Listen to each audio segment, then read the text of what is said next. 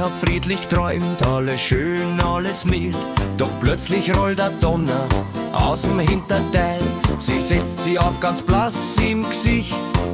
Ist da Waschbär im Bett oder was riecht so mies? Ich sag, Schatz, sei leise, bin kaum wach. Sieh, du hast die Wände erschüttert wie ein kleiner Schlag. Wollt's auf den Hund schieben, doch der war schon fort.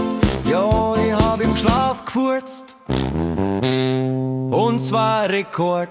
Ja, ich hab im Schlaf gefurzt, weil voll gezündet wie ein Auspuff, der aus und nichts hängend anläuft und funkt wie ein Güterzug, der durchs Zimmer rollt. Vorhang flattert, Polster holt, sie sagt, boah, das ist keine Liebe, das ist Krieg.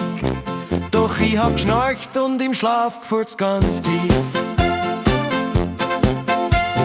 Waren's die Bohnen vielleicht ein bissl, oder die Ripperl vom Country Grill, oder das Hackbraten Special beim Onkel Franz? Was es war, das Ding hat Wucht ohne Chance.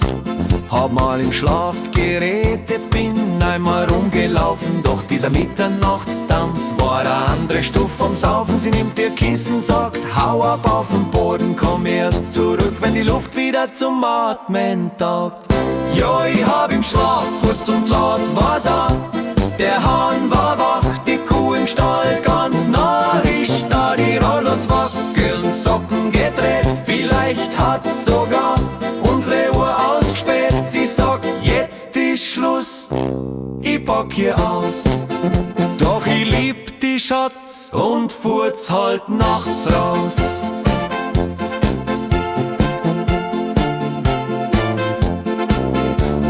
Jetzt schlaf ich solo, Ventilator auf Vollgas, Fenster weit offen, Gasmaske im Spaß. Träumt zwar noch süß, doch manchmal bebt die Matratze und die Luft wird dick wie eine alte Knackerkraxe. Das bin ich halt wie Lederhosen und Kuh. Wer mich liebt, braucht starken Mut dazu.